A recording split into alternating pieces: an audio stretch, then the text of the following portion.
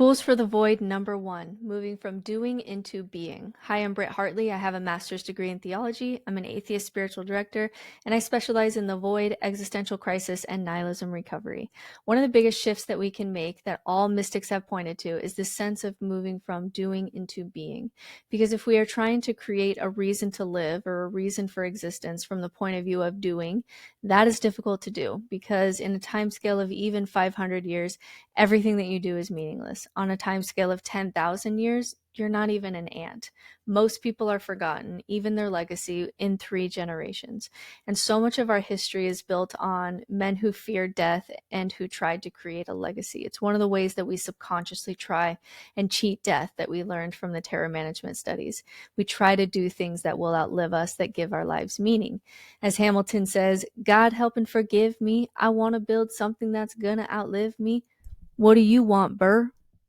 Anyway, it reminds me of this poem Ozymandias, written by Percy Shelley in 1818. I'm not going to insult your intelligence by reading it to you, but on this pedestal of this statue that's been faded away is, "My name is Ozymandias, king of kings. Look on my works, ye mighty in despair. Nothing beside remains. Round the decay of that colossal wreck, boundless and bare, the lone and level sands stretch far away." If you try to cheat death by doing things, you're going to find that death will win. If you're trying to construct meaning by doing things that are meaningful, eventually meaninglessness will take over. But there is a different ground to stand on, the ground of experience itself. If we try to build sandcastles that last, we will find that the wave always comes and we'll eventually just get depressed because every time we build a sandcastle, the wave takes it away. But when we were kids, we didn't build sandcastles because they would last. We did it just for the experience, from the point of view of play and experience itself. And we forget how to do that as results, but all mystics of every religion point to returning to this sense of childlike play and wonder and having life be meaningful just for the experience of it, just for the fact that the lights are on and there's a quality of experience at all. And from the point of view of experience, there is always existence because we don't actually experience life before or after death. So there is no experiencing anything but the present moment. And so from that perspective, the present moment is eternal in some way because there is nothing else. It will be, from the point of view of experience, it will be always now. And from that perspective, we can actually focus our life on experience, fully knowing that we're going to die. And the benefit of the void, the benefit of spending time in this place, is that it wipes away all pretense, living for other people's opinions, living for money, living for fame, living for others. All that is wiped away by the harshness of the void. Only honesty can survive that place. So for me, the benefit of spending time in the void and being at the end of deconstruction, which I describe in my earlier videos, is that I was better able to see the sandcastles that I wanted to build just for the enjoyment of building them, the people that I wanted to do life with. And for me, it's a very small circle. And I was in theology at the school at the time, and I stepped away because I had to admit to myself that I didn't believe it anymore, even though I was at my dissertation. And I took this leap into becoming an atheist spiritual director and doing that training, which is a career path that I'm essentially making up as I go, not knowing if there would be a single person that resonated with me, but I wanted to do it anyway because helping others in places where I got stuck or being part of conversations around the meaning crisis or around how to deal with harsh truths is how I truly enjoy spending my time, even if religion wins, even if secularism fails, even if there's a comet next week, even though I'm going to die. It's a sandcastle that's enjoyable to build just for the experience of it. And so what religions do is they say, religions go story, ethics, being. So what they'll do is the story is Adam and Eve or whatever it is. And here's then the ethics because of that story, because these stories are true. Here's the list of do's and don'ts, the commandments. And then there's these whispers of moving into being, where the law is written on your heart, where you love people not just for reward or praise, but because I am you and you are me. And you get this from Jesus, you get this from Buddha, you get this from mystics of all religions. And so what mysticism does that is helpful for the void is that it flips it on its head, because nihilists are too skeptical to take supernatural stories as true. They've deconstructed well past that. And so what mysticism does is says, let's do being first. let's move into that space of I am you and you are me, and we're just valuing and noticing what it is like to be alive, to be awake, to have sensations at all. Let's do that first. And then ethics naturally flows from that. I don't want to steal from you because I don't want to be stolen from. And now these supernatural stories, biblical stories, stories from holy text, stories from everywhere, they're not literal. They're the places where we play, where we explore different aspects of our psyche. All these stories are like mirrors that we can play with to better understand ourselves. So mysticism is the appreciation of the experience of what people have called God without caring what you call it. That's why there's this famous quote that says, religions may quarrel, but mystics speak the same language. I've been with Mormon mystics and Christian mystics and Sufi mystics. I'm an ordained Sufi myself, even as an atheist, which is the mystic branch of Islam, and mushroom mystics and atheist mystics and Hindu mystics. And none of them care what it is that you call transcendent experience or awareness or being awake. They just care that you experience it. And what religions do is take mystical experience and codify it and put boundaries around it and make manuals and rule books and clubhouses and rituals for heaven. But underneath all religion is some form of mystic strand of there was a way to pay attention to experience itself, whatever you want to call that. For atheists, maybe it's sitting in consciousness and noticing objects in consciousness or collective consciousness. For Christians, it may be sitting in the pure love of God or Christ consciousness. It doesn't matter what mouth sounds you make for this place, but there's a way to live from experience itself that is worth being alive for, even if the universe doesn't care that we're here. So there's many expressions on how this concept of moving from doing into being presents itself. So for Eckhart Tolle, it's the power of now and being present and finding meaning in each moment as it arises and letting go of the mind's preoccupation with the past and future, which creates a lot of suffering for us, unnecessary suffering for us. For Leo Tolstoy, it was letting go of just trying to achieve more and hustle for more money and fame and writing awards. And he made this shift because he was in nihilism for about 4 years, where he had suicidal ideation. I mean, he was really in it. And he moved into this simple spiritual life that was in line with his values. And he became obsessed with enjoying the journey of becoming more and more of what he wants to be in his character. And he made this shift from doing, even though he was very successful, he was about 50 years old, he was already successful, into being. He started gardening with peasants. It was a totally different transformation of life for him. For Camus, Albert Camus, the philosopher, it was the concept of Sisyphus. I think you can see him up here. Behind me, Sisyphus is a character in Greek mythology condemned to roll a boulder up a hill for eternity, which represents the endless struggle for meaning in a different universe. And so Camus says that despite the futility, you can still find contentment in the struggle itself. If you are finding meaning by doing, then life is meaningless. You're pushing a boulder up a hill and it falls down. Like, that's not a reason to live. But if you find a hill and a project that you enjoy pushing, then you find that you whistle while you work. And so his famous quote is, "One must imagine Sisyphus happy." For Thich Nhat Hanh, it's mindfulness. His teachings encourage living with awareness and presence, valuing the simple everyday moments as they are, rather than focus on external validation and achievement. It's this focus on direct experience.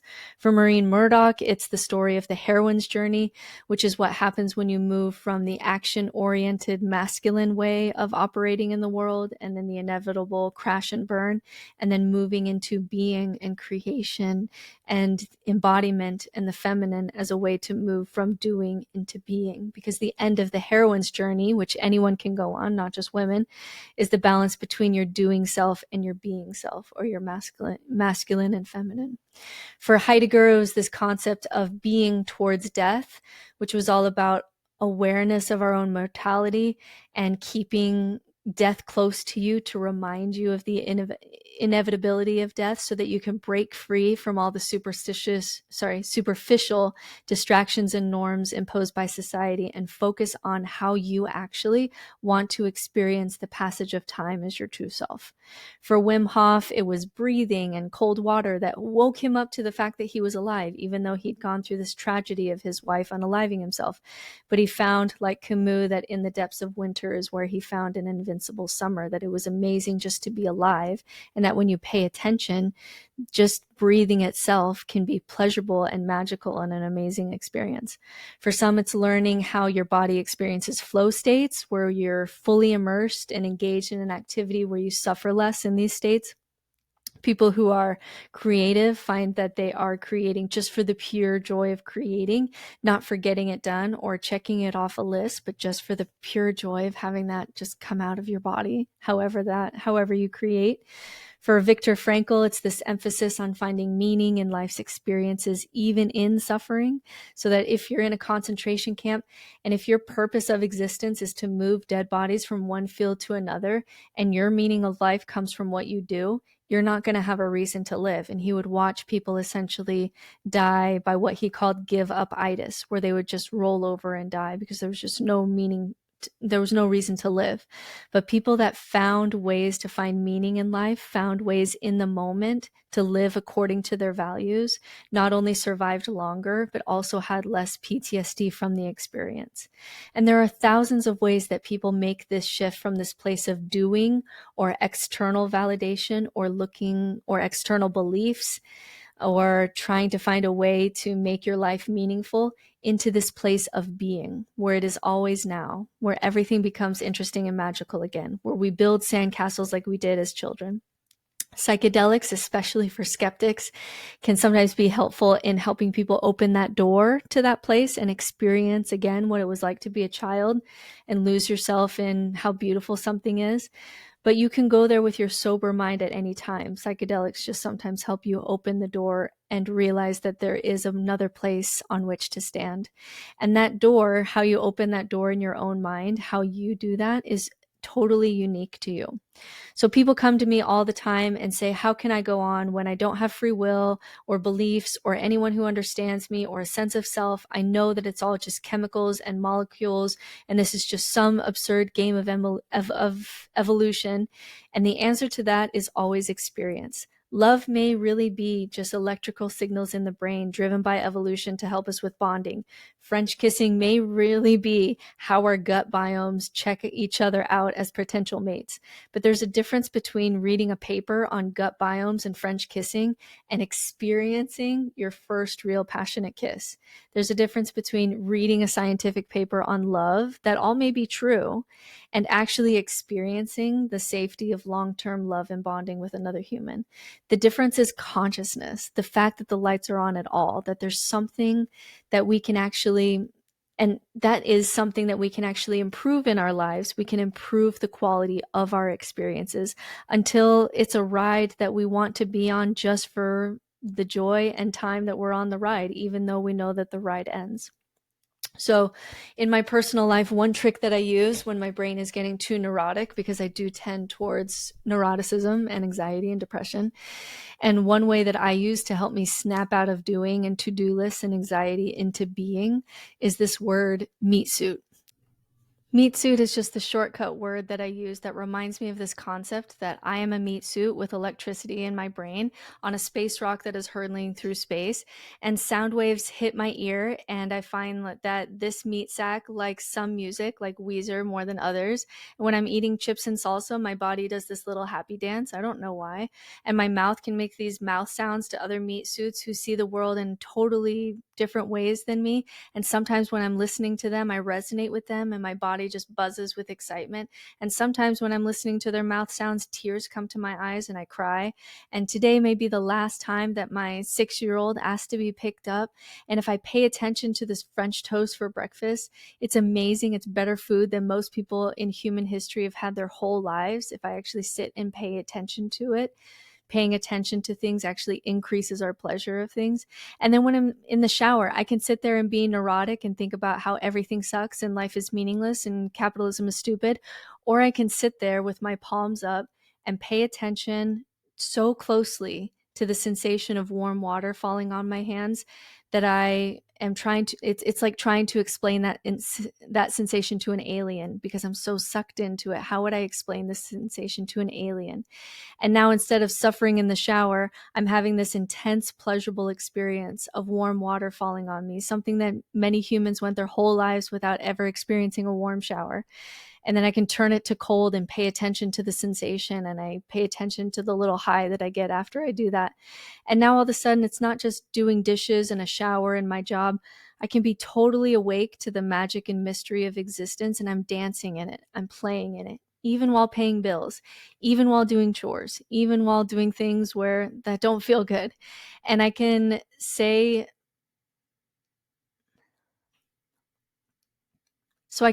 meat suit to myself while I'm doing the dishes, and move from I hate that I have to do the dishes into paying attention to the warmth of my hands. And while I do dishes in peace, and finding that it can be a transcendent moment, even in that moment of just doing the dishes.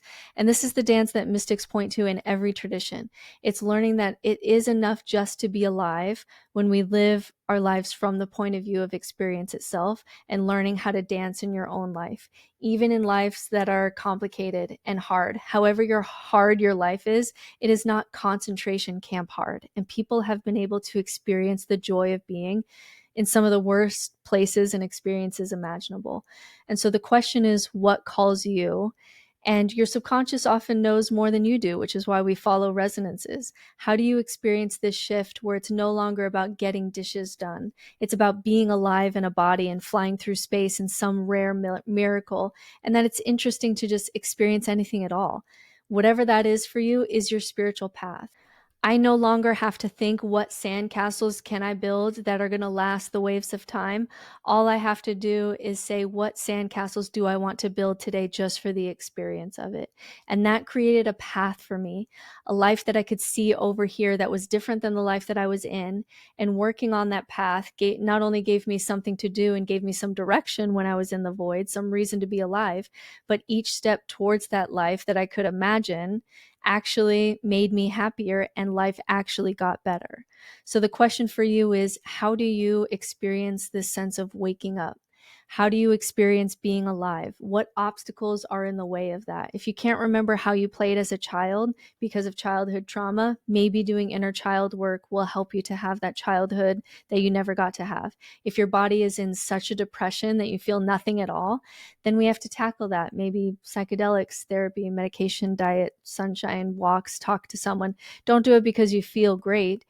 I didn't give a shit about my body when I was in the void. Do it to give your brain and body a chance to feel alive again. If you're in the void and you're already dead and you've already faced your mortality, then you can survive a lot. What's someone going to do to you that you haven't already done to yourself? Why not see what life could be at the level of experience? What's the worst that could happen? You're already dead in some ways. Or on the flip side of that, how good could life get? So if this video spoke to you, subscribe here for more tools for the void, and check out my website, No Nonsense Spirituality, all the tools, no faith required, for books, coaching, courses, and more.